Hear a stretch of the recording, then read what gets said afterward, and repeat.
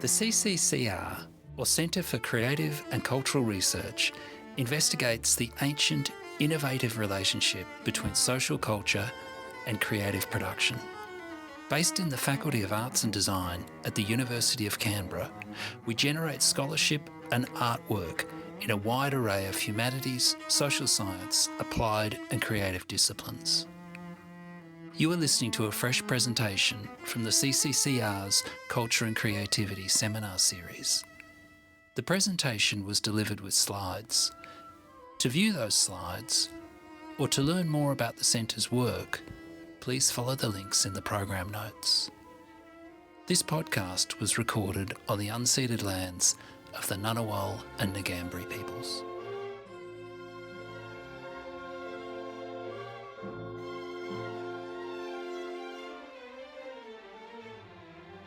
It's my great pleasure today to introduce Rahmatollah Amirjani and Milica Muminovic. Rom is a lecturer in architecture here in the School of Design and Built Environment. With a focus on the dichotomy between tradition and modernity, Rom's research examines recent developments in housing provision in Australia, as well as in developing countries, investigating the impacts of inappropriate housing policies and design approaches on communities. Milica is a senior lecturer in architecture, here also in the School of Design and Built Environment. Her research focuses on capturing and understanding the complex aspects of the built environment transformations that maintain place identities. Taking a case study approach, coupled with lived experience from Europe to Southeast Asia, with a focus on Japan and interdisciplinary collaboration, Milica aims to understand ways of mapping slippery and hard-to-measure aspects of the built environment. Please join me in welcoming them both to the podium. Thanks, everybody. Good afternoon. Thanks for coming. I know it's week 13. It's a busy week for our colleagues dealing with so much marking, and also I can see a good number of students. So good luck with your submission as well. So we're really excited to share the initial findings of this research that we introduced almost 2 years ago, which is about just generating a rating system to measure the social sustainability in high-density projects mainly. And I should acknowledge that this project also received a cross-faculty grant by DVCR and E almost 2 years ago.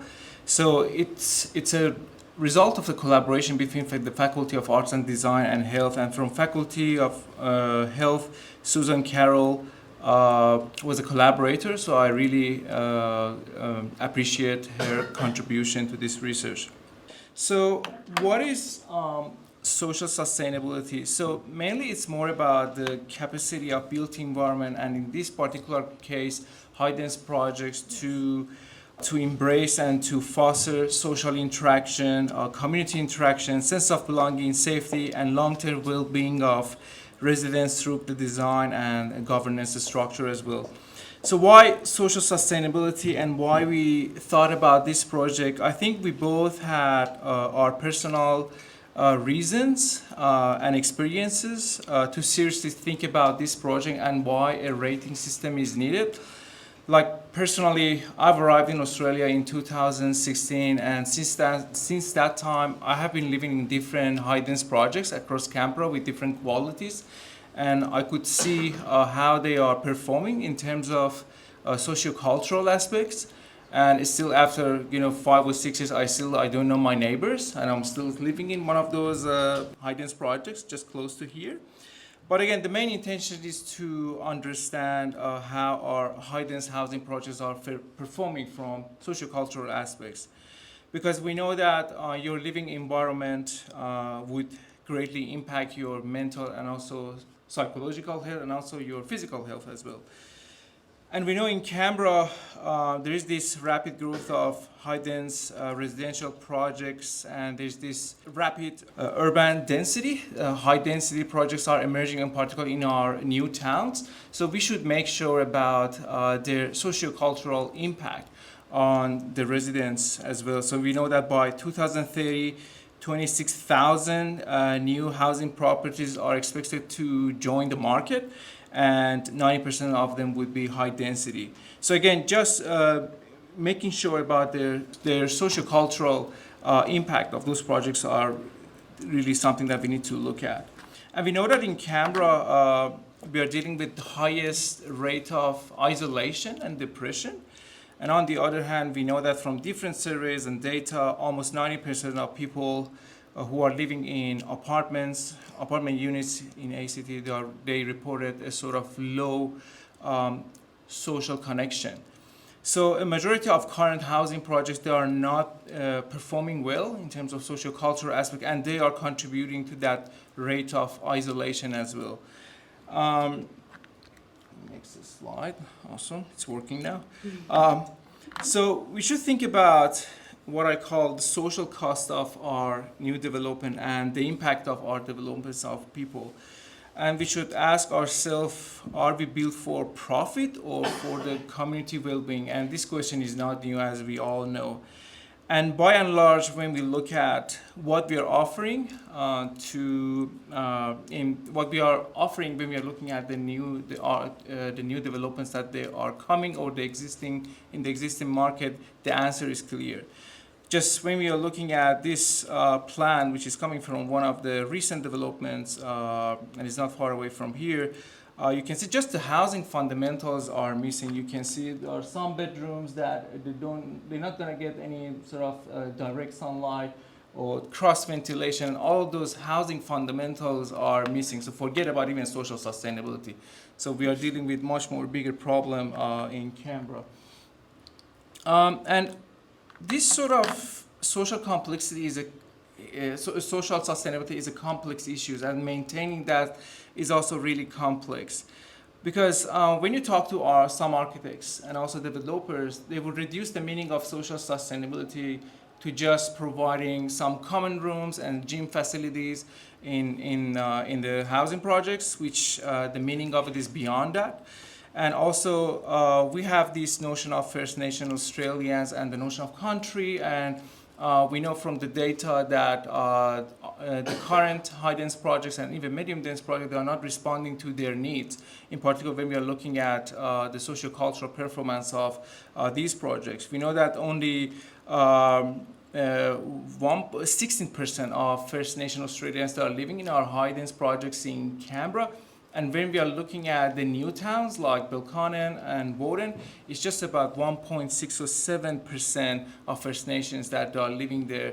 So when you look at the surveys, different data, this rate of dissatisfaction is really high when we are looking at First Nation Australians. And also multiculturalism, and if what we are proposing, they are responding to different groups from different backgrounds. That's another question that we need to maybe look at.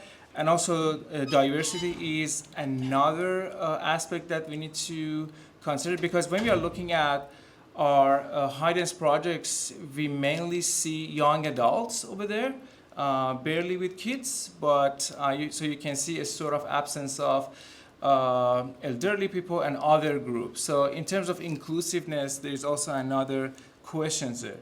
So, and there are other things involved with that to me, like that sort of Canberra as a young capital, which sometimes we cannot call it the city, or the architectural identity, the question of that, and highest level of isolation that I talked about.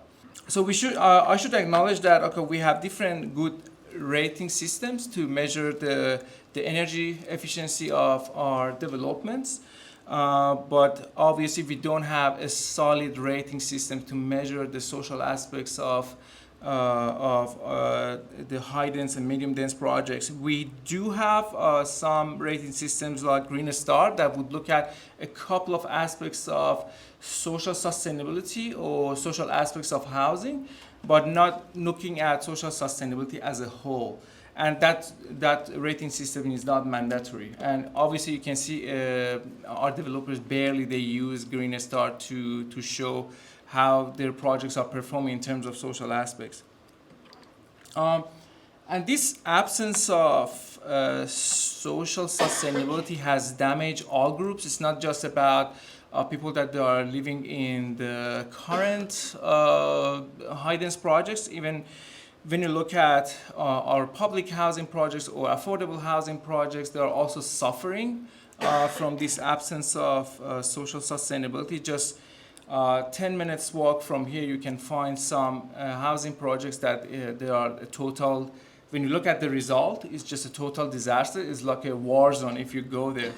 And obviously, this absence of social sustainability has made a crime hub in some of those projects. And you can see, like every week, there's a sort of news about what is happening in those projects. And you can see there's this lack of consideration of social factors, social-cultural factors in those projects. So I should also mention that this absence has made a stigma. And if you are living in an apartment, you may sometimes question yourself that am I a successful person or not? And actually that came up in our interviews with residents that, hey, my friends, they are not considering me as a successful person because I'm just a tenant living in one of these new developments. And even it's very interesting that they were talking about how that has impacted their dating, which is really interesting, but that's actually a fact. So there's a undeniable stigma about living in those high dense projects, and living in high density has had this negative effect on people. And this stigma about living in medium density and high density has been there in Canberra from a post-war period when we started to experience a rapid growth of medium and high dense projects. And it's very interesting to see that when a National Capital Development Commission was active from 1958 to 1989, there was this attention to this stigma and to the notion of community. And the decision makers, when you look at the literature, they try to respond to that. And you can see a sort of handpicked architects, I should say, that at that time that they responded to this notion of stigma and the complexity around the social aspects of high density projects using different design strategies. And it is at that time we can see a sort of the emergence of common rooms and also gathering areas outside of those new developments that they were happening in the post-war period under NCDC as well. And there are some very interesting projects that you can have a look, like Swinger Hill is another notable one that it's very performing well in terms of socio-cultural aspects. And also you can see that every 2 years NCDC would run a survey. They would survey the tenants to understand how they are traveling in terms of living in those medium density and high dense projects, and they would ask them different questions like, hey, why you like living here? Is it because of affordability, or are you planning to leave this residence soon? What's the reason you are leaving? Are you going to come back? So there are all these questions to understand what's going on and the rate of satisfaction in those projects. And also I should quickly mention that this notion of social cost of housing and social aspects of housing and looking at it in a medium dense and high dense project is not something new. Even when you go back to 19th century industrialization and the beginning of mass production, you can see some of those key leaders at that time, they were talking about how social interaction and social engagement and community engagement can increase the rate of satisfaction, and how it's going to impact the psychological well-being of residents, which is really interesting. And they went even at that time beyond just communal spaces or shared spaces, and there was this emphasis on proposing social programs for each complexes and how we can increase the social the interaction between residents beyond just provision of communal gathering areas or those sort of things. And I really encourage everybody to look at the work of Robert Owens in 19th century, and he was a key player behind many interesting concepts at that time for increasing that social interaction between people, like collective gardening, collective cooking, free nursery, and also learning classes from the residents. Very interesting when you look at how they approach this notion of social sustainability at that time.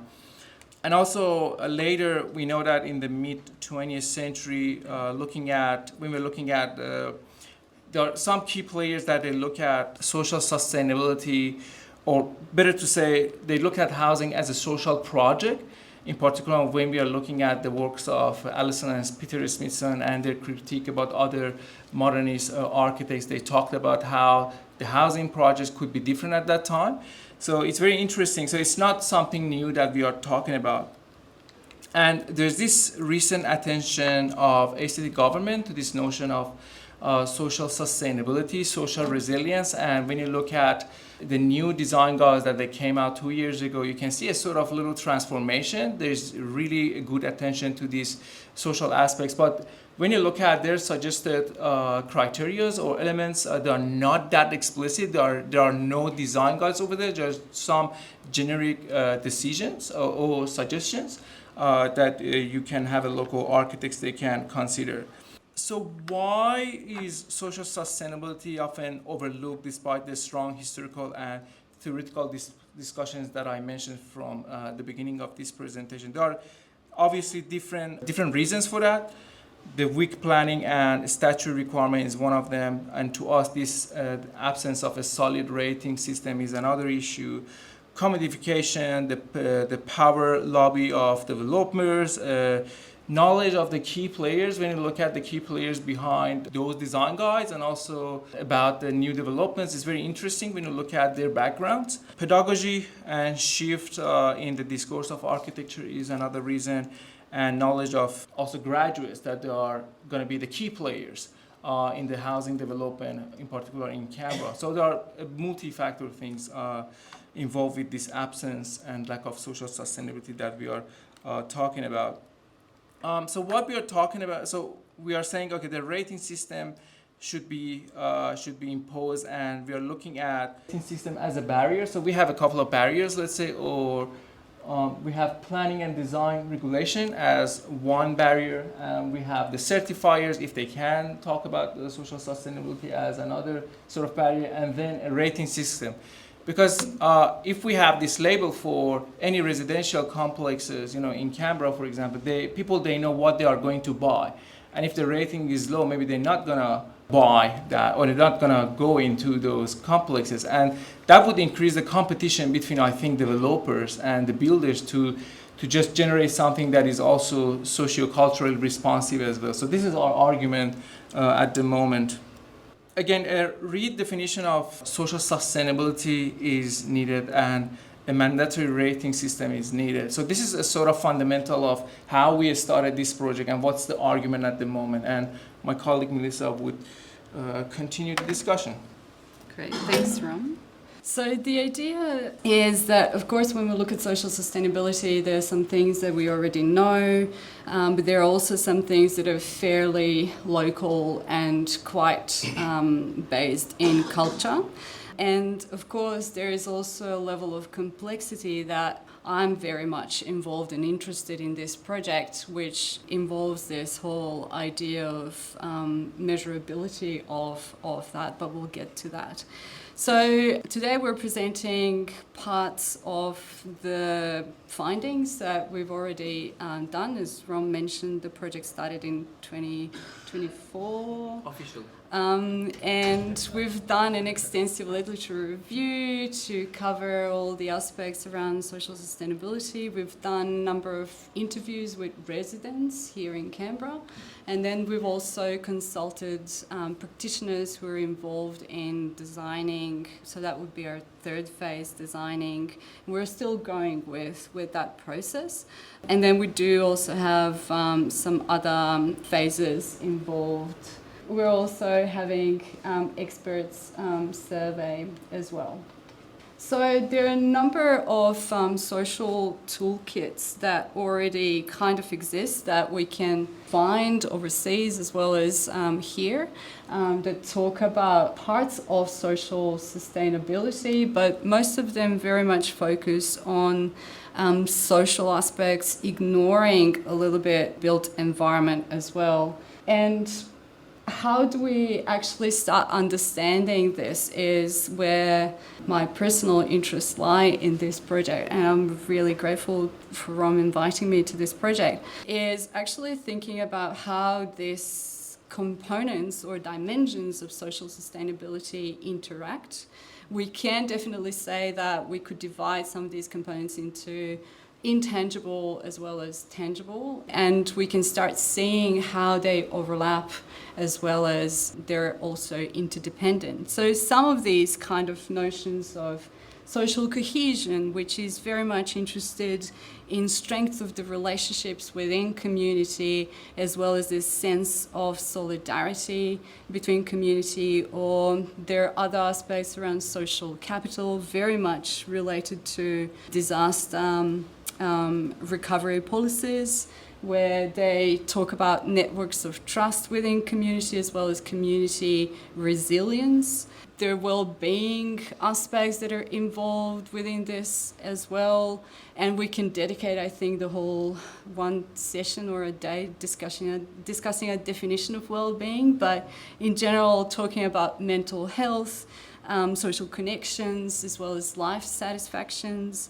Sustainable communities, Rom mentioned that Green Star actually defines sustainable communities as communities that actually embed within themselves sustainability or sustainable development. But what they're looking at is more or less development of community and personal development as well, rather than completely these aspects. And then what we really want to introduce is all these tangible aspects that we can see in built environment and how they connect in terms of, for example, accessibility, as we know, to public transport, attractive shared spaces, quality and amenity of shared spaces, pollution and waste management, building management, but also not just shared spaces. We know that social sustainability starts with your private space, so thinking about how those internal private spaces link, as we call here, decent housing, mixed use, architectural identity, incorporations of multiple communities or cultures, First Nations, privacy, density, and many, many others, which is quite interesting. So starting with interviews, we've done 21 interviews, which were semi-structured, involved around 45 minutes to an hour discussion with various people living in different projects or different buildings here around Canberra, different densities as well. So we had what we call here missing middle, which is actually a low density, which are some of those massive townhouse projects, as well as higher density that Ron was showing in our town centres. And we've covered different groups of people. We're kind of missing people, retired people above 65, we couldn't reach to them, which is, again, they're also underrepresented in this project. And as you can see, we're actually focusing on those new developments or newer developments rather than some of the old ones that Ron was showing, because we do have some really great examples, especially from early NCDC era and especially 70s. But we're really looking into these newer developments, Belconnen, Loden, very much represented, as well as Civic. This is just a snapshot of the frequency of keywords that were distilled from those conversations that we had or interviews in different groups. So the top left here, you can see these are under 19. So we had some younger residents. They're very much focused on their family as well as the ground floor and how that's negotiated, which is really interesting. I forgot to mention that our interviews were divided into really two parts. The first part was really extensively understanding the background of the person that we were talking, where they live, how they live, what they think about their community, how community works, etc. And the second part was really going through what we found in terms of criteria, in terms of social sustainability, and asking them to give us a comment or what they think contributes or doesn't contribute, and then asking them to add some other comments that maybe we didn't, criteria that maybe we didn't consider. So from these interviews, so that's kids or adolescents. Then we had young adults until 24 years old. They're really interested in promoting sustainability, which is quite interesting to us. Again, they're interested with the ground floor, and I think that's across all of the groups, which is quite interesting to me as well, as Canberra negotiating this public space or relationship between public and private is really almost lacking here. And they're talking about flexibility, open to public, a little bit of consideration of the pets, etc. Then we have those that are, we've called this group as working young adults that are very much career focused. They're really interested about the place where they're located and how they connect to the city, which is quite interesting.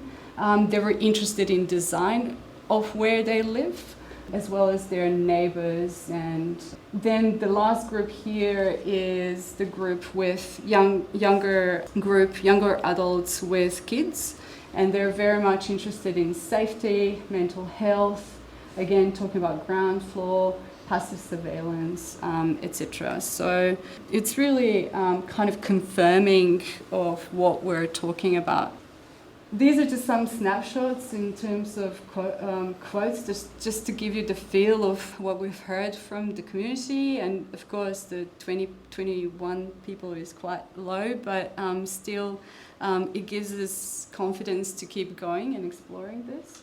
So we heard different things from those being very satisfied with where they live and how they integrate in a community, to those that feel like this, very trapped, feel like living in a cage at the moment. And it's, as this person says, you just enter in your building, you just enter in your home, and that's it. You have four walls, which is really sad in 21st century.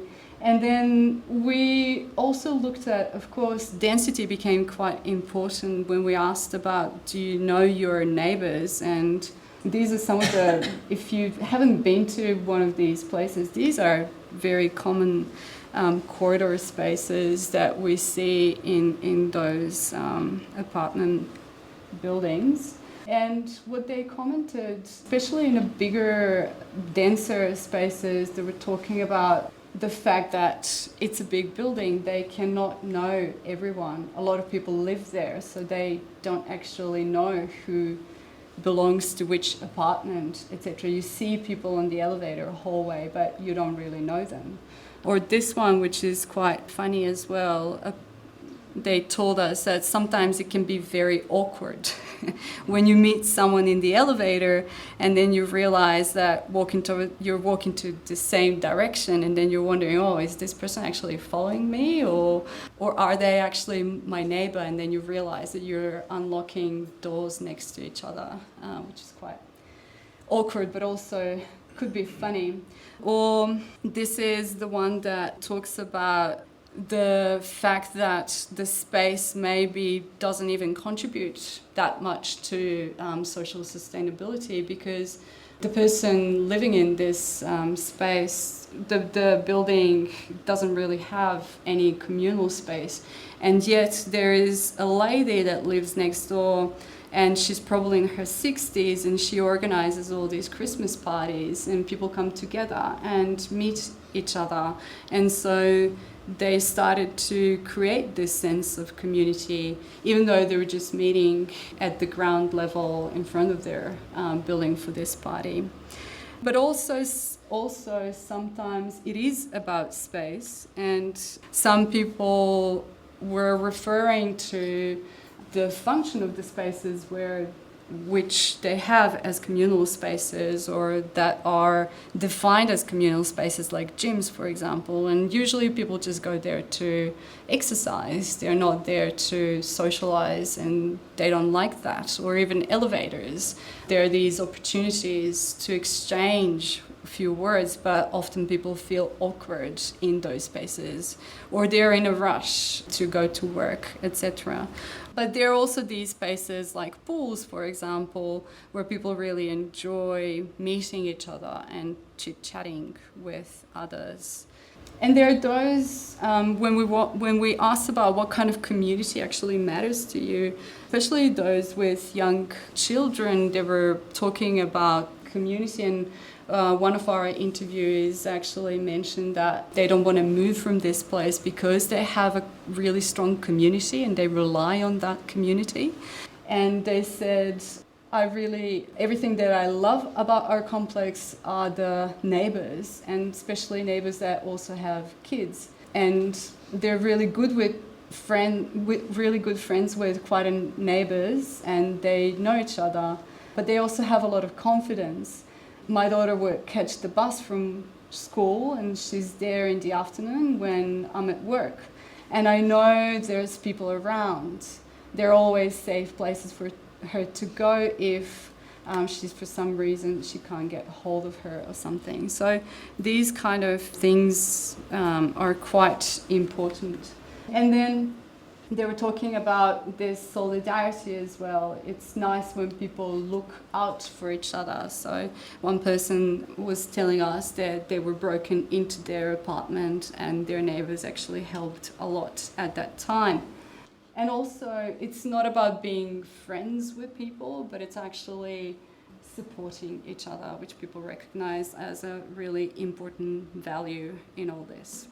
So after all these conversations, we actually ended up with 14 categories, and all these 14 categories have subcategories of things that we're looking at. Some of these categories were just reinforced through literature, but also some of these are very new and quite contextual to Canberra, which are, for example, building management and supervision. That's the category that we added, which came from our interviews, and the need for having building management or strata helping us develop that social connectedness, as well as innovation and technological integration, etc. And then a number of subcategories that are added to our categories.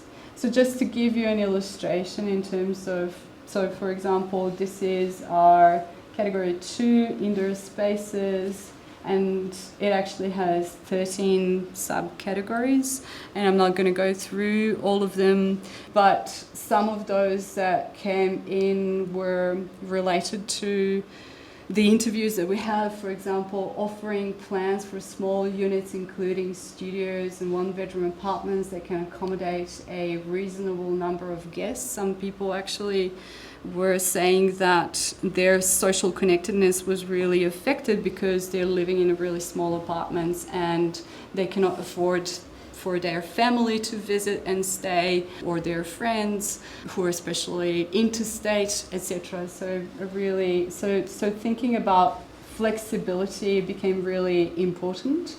And these are some of the illustrations that we actually started working with Paolo Sembrano, one of our ex-students, who's helping with this project as well. And these are just starting to explore some of those design opportunities and how do we actually visualize and how do we start thinking about measuring all these categories that we've identified. And this is, for example, an illustration of a typical corridor that you've seen earlier and how that could actually grow and become a multifunctional space that can change depending on what's needed, or even incorporating, because nowadays a lot of people are working from home, thinking about how we can incorporate working from home as well, etc. And also this is illustration of the ground level, how that ground level is not just an entrance where you leave your packages, because a lot of people actually talked about that ground floor and how that's lacking a lot of design there. Or even just some of these kind of experimentations with all these things our colleagues from architecture would all know. We all know all these things, but they're just not part of the neoliberal housing that we're experiencing here. So all the flexibility that we can see within these tiny apartments, if we do have a studio apartment, how can that be transformed to incorporate a bedroom if we need that, or changing into a different kind of room and moving some parts of the furniture really easily, or kitchen, etc. So thinking about those aspects. This is just to give you an idea of building management, or the famous strata that we have here, and what kind of roles we've distilled from all these conversations that we had with people living. So one thing was to actually have this ongoing monitoring and reporting, so giving a bit more role to strata, and continuous planning by the management body in terms of engaging activities like outdoor exercises, fundraising, community talks, adequate timely testing and maintenance of these shared facilities, which kind of they already do. Now, in the third phase, we're actually asking practitioners, people who are involved in planning and designing some of these spaces, to rate and also tell us what they think in terms of importance of these factors. So still, at the moment, we're looking at all these factors quite flat. Without intersections. I think that's our next challenge. And these are some of those: security and safety. Again, really interestingly, passive surveillance, as we all know, comes to mind as an important one. Safe playing areas. I'm just going to fly through some of these. This is indoor built environment spaces. Communal spaces, having views became a really important one, because a lot of those communal spaces are just leftover spaces that normally they cannot sell as apartments, so they leave them as communal spaces. So a lot more consideration about those spaces. Quality of materials, of craftsmanship, of course, and multi-generational households as well.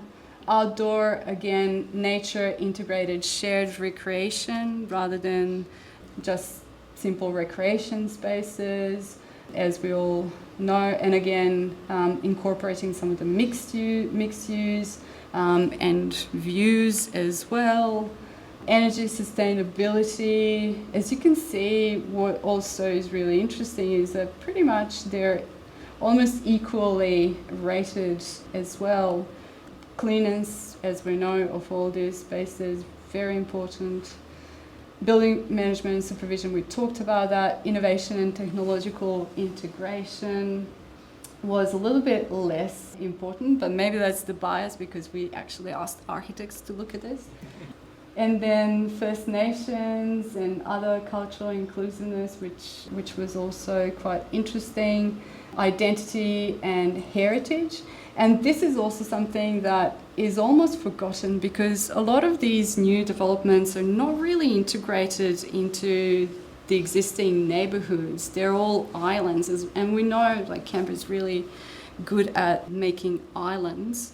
So thinking about how all these new developments, especially higher density developments, can be integrated into the neighbourhood where they're emerging rather than being a silo or an island, very important. So that's our historically grounded community identity. Health and well-being, climate responsive, indoor spaces, so all quite highly rated. privacy and density and population, very important balanced density for livable communities. We can't really claim that as a finding, but there is a nice threshold in terms of number of people living in particular development and how well communities integrated as well or organized. That's at least our observation is that those that are living in lower density actually have a lot more organized community compared to those living in those high-rise buildings, which is quite interesting. But we can also resolve some of those things with design as well. And this is the general rating, as we can see. Most of the categories pretty much very similar rating. That we're seeing probably the highest density and population, accessibility and location, and the lowest innovation and technological integration. So the next stages, or in progress development, as we've talked about all these different stages, we're also talking about this as a rating system that is not. And again, if we do follow this whole neoliberal system, and I guess the only way is to play along and add another rating system, that's another discussion for another time. But even if we do get this rating system going, what we're thinking is to have different stages of how the project could be rated. Pre-design consideration, where a lot of input could be done in terms of how that rating could be improved. Design evaluation, when they're performing, and then keep going and monitoring periodically. So not doing a rating and then forget about it, but actually ongoing monitoring becomes really important. And Rom, you can interrupt if you want to add anything. No, so we looked at a couple of existing rating systems and mechanics of them, and also how a rating system and framework for it can be as efficient as possible and effective. So this is what we are thinking at the moment, and then in the next phase, we are going to have, if you go to the, we are already there.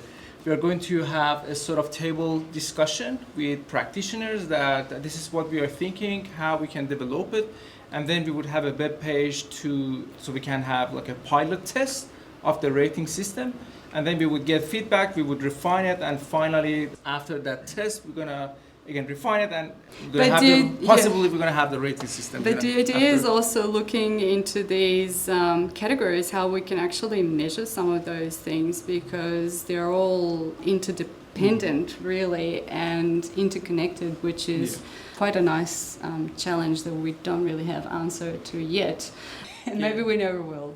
But we're still searching.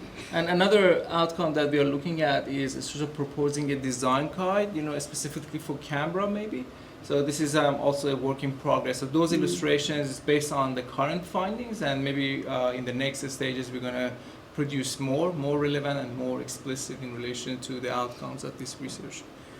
We have a lot of people to thank to in this project, and thank you for joining us. We know week 13 is not an ideal time, so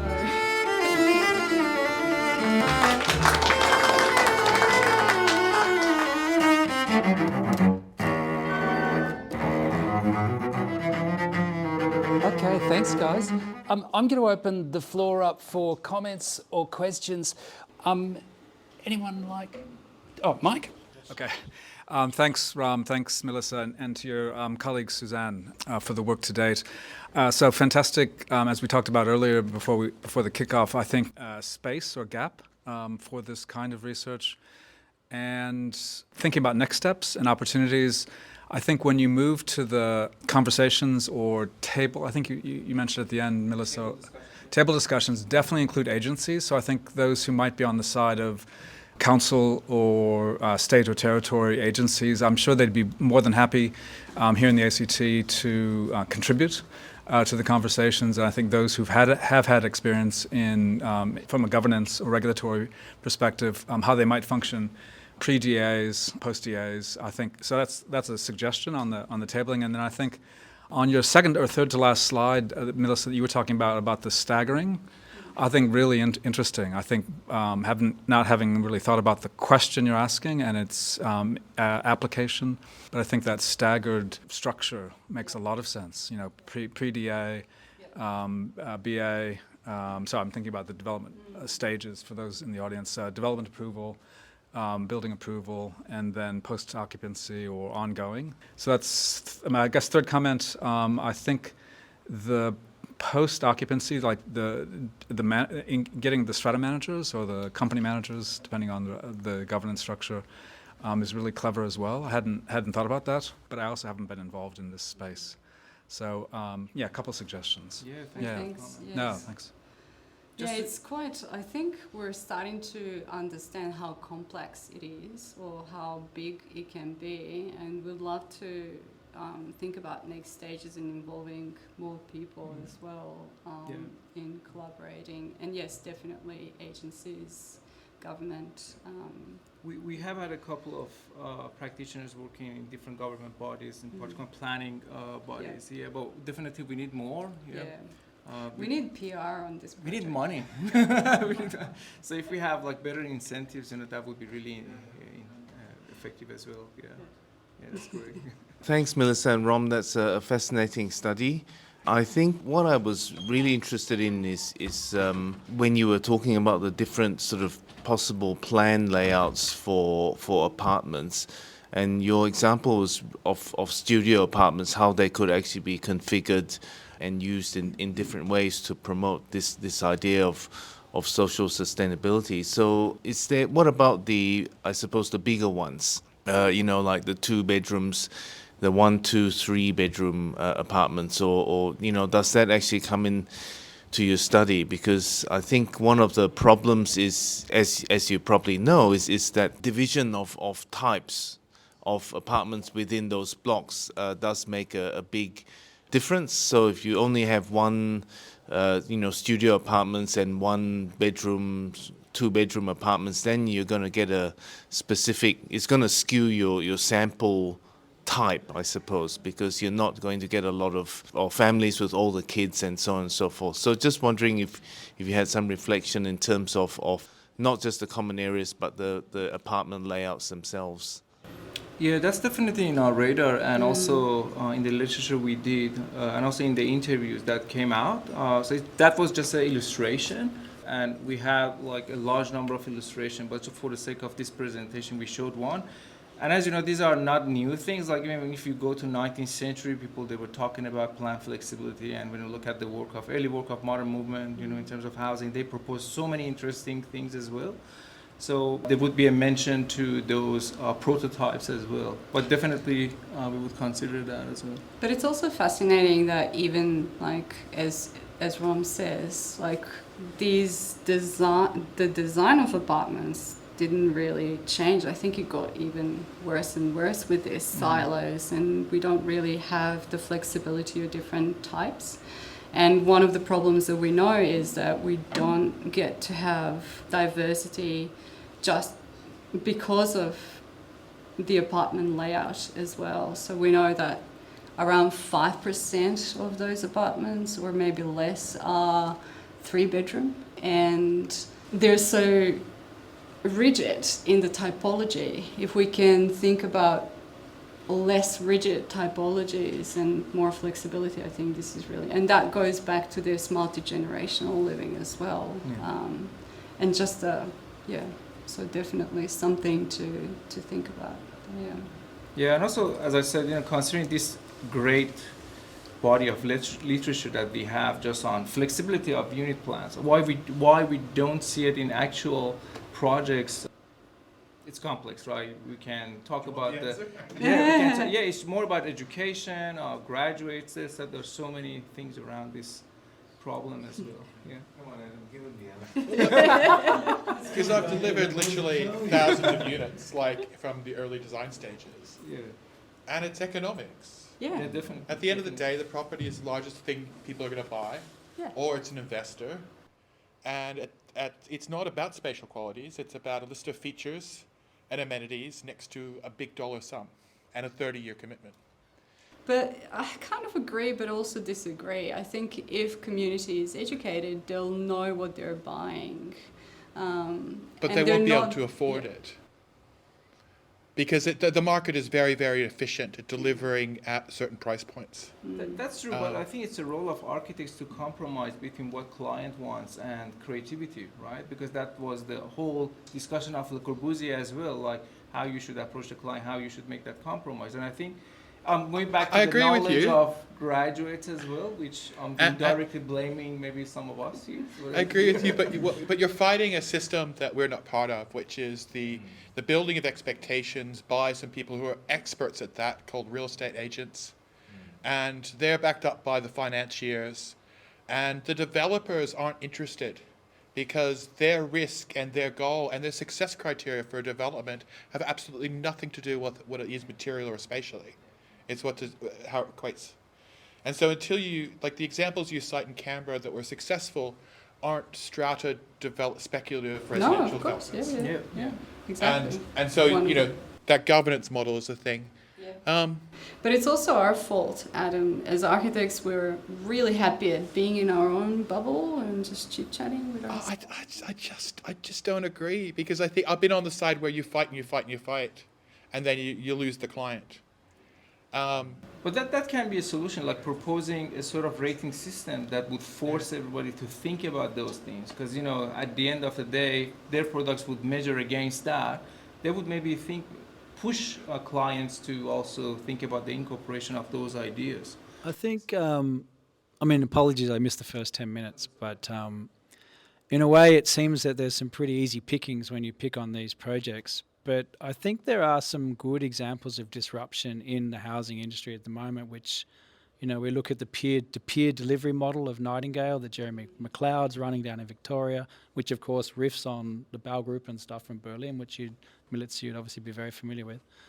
And then there's also, I guess, a slight disruption in the branding where I guess it's true that this neoliberal speculative development model is already being disrupted by the real estate and the cultural engines itself.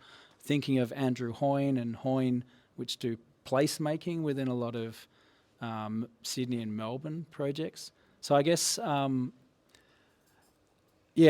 just to add policymakers and people like that to the next round of discussion, but I think it'd be really, really important to go there, because it's clear that, Adam's critique of the economy of housing is ruthless, and it doesn't care what happens after the point of sale, and actually your entire study is all about beyond point of sale and building community.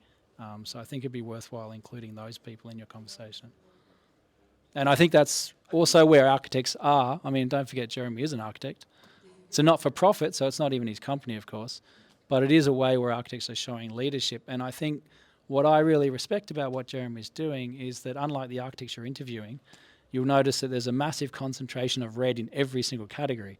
And that, I think, is the problem of the architect, is that we have an inability to pick through and choose the right battle. And I think that's probably more what Adam was talking about.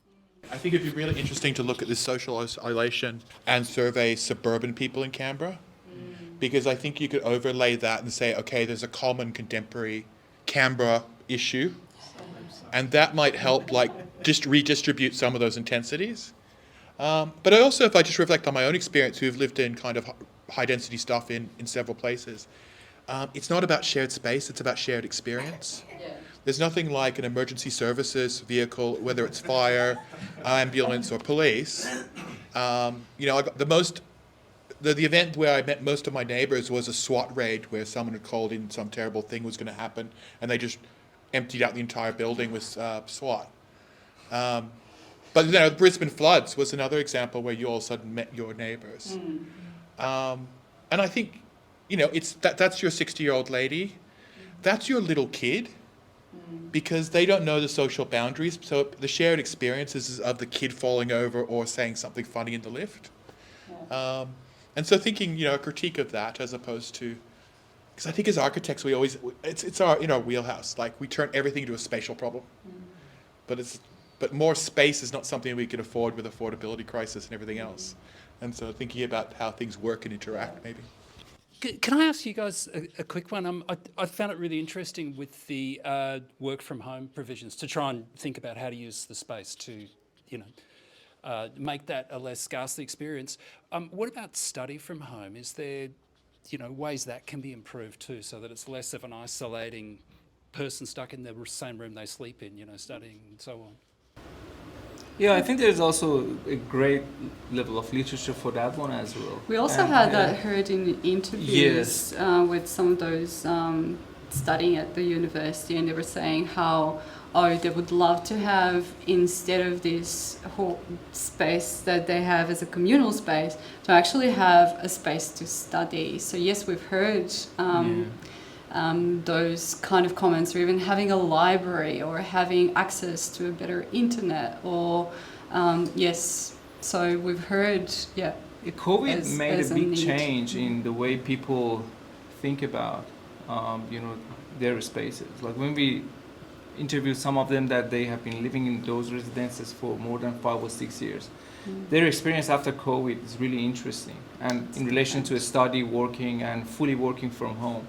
So definitely we would also acknowledge those things in the next phase as well. Yeah, Diane. You maybe covered this at the beginning, but one of the key things, I think, is the turnover. So the number of sales, did you collect data on that?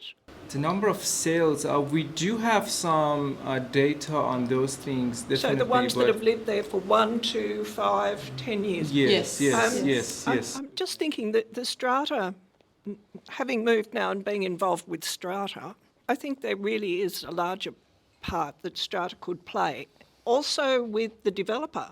So how can the strata and the developer come together to provide a different product? I mean, there are continual whinges around town of people that have moved into strata developments, and how it's managed, and how body corporates sometimes just can't get it together and they have to hand back to the strata management.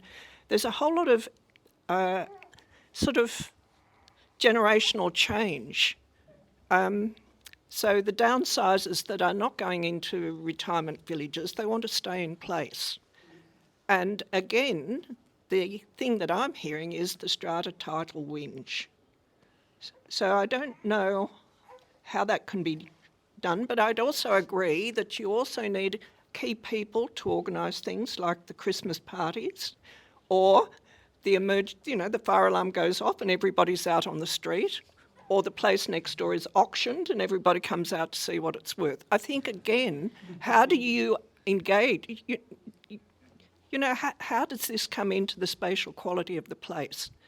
And I think, if you want to have Christmas parties or just an annual celebration, you have to have space on the property. Very last comment, Adam. Shut the lifts down, give everyone something to whinge about, and you'll make all these social connections that we'll enjoy. True. Get rid of, I think strata, body corporate management, get rid of them. If you own a place, you have to be on the committee. And you have to have an argy-bargy with your neighbours. And you form sides and you form social cohesion. Yeah, I don't know. So the more dysfunctional the design maybe is kind of the way to go. You reminded me of when I lived in the Soviet Union. Because the lifts didn't work and we talked about it. Yeah. Okay, please join me in thanking our presenters.